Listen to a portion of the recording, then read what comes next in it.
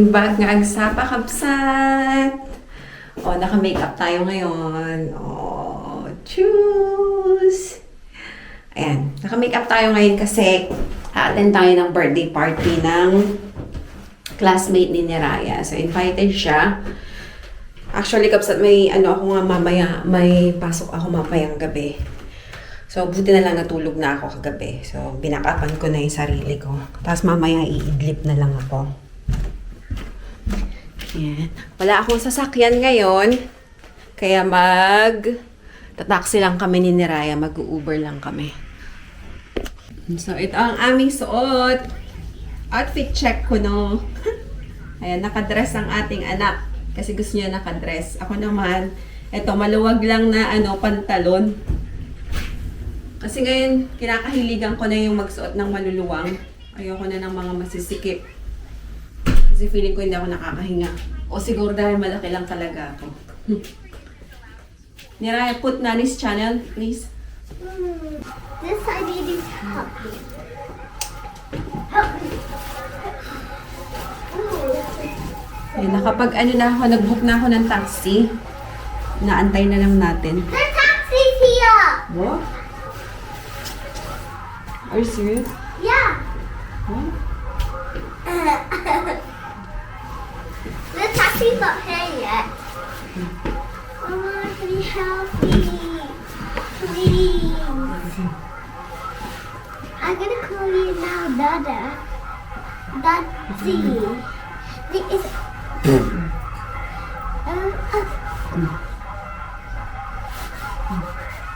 yeah. Mommy, Okay, tara na. tara na. Yung taxi nasa labas na. Ay, hindi pala. Oh, Yung taxi is parating na in 3 minutes time. Sa labas na tayo. Oh, you know what? Just get that parcel. We're gonna give it to the neighbor. So, yung can I postman get it? kahapon, Which neighbor? that, on the left side neighbor. You mean where we Yeah. gave the parcel yesterday? Yeah. Oh, they are not here. No? They are not here because the car is not there.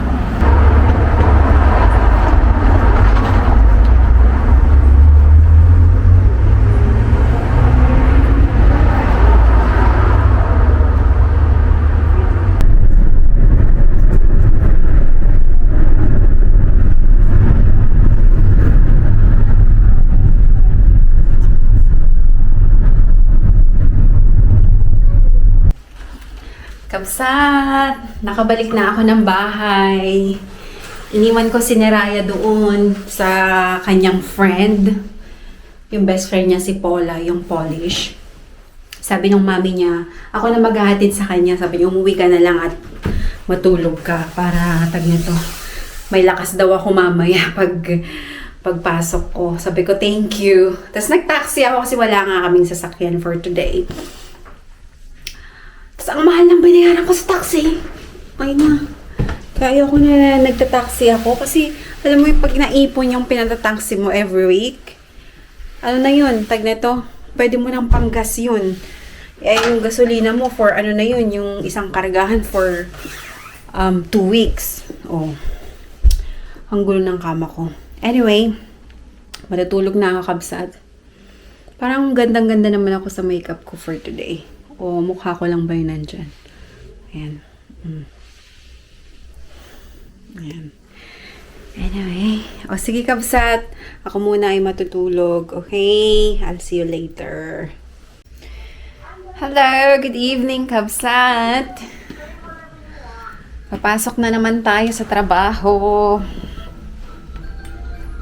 Panggabi tayo ngayon. So, ilang weekend na rin ako na hindi pumapasok pa, walang work pag weekend. So wala akong complain.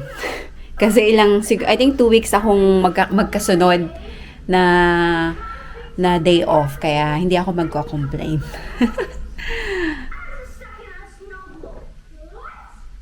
Inaantay ko lang yung asawa ko. So pagdating niya, diretso naman na ako. Aalis na rin naman ako.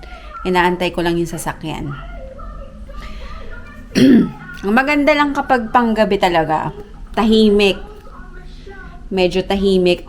Ba't ko sinabi yung word na tahimik. Anyway, Tagalog naman, kaya okay lang. Sabi kasi nila, wag mo daw sasabihin yung word na Q kapag ikaw ay nagtatrabaho sa ospital. So, si Niraya, ito si Niraya, ayan, sila ng daddy niya mamaya lang may iwan, tsaka si mami. Kabsat, nandito na ako sa ospital.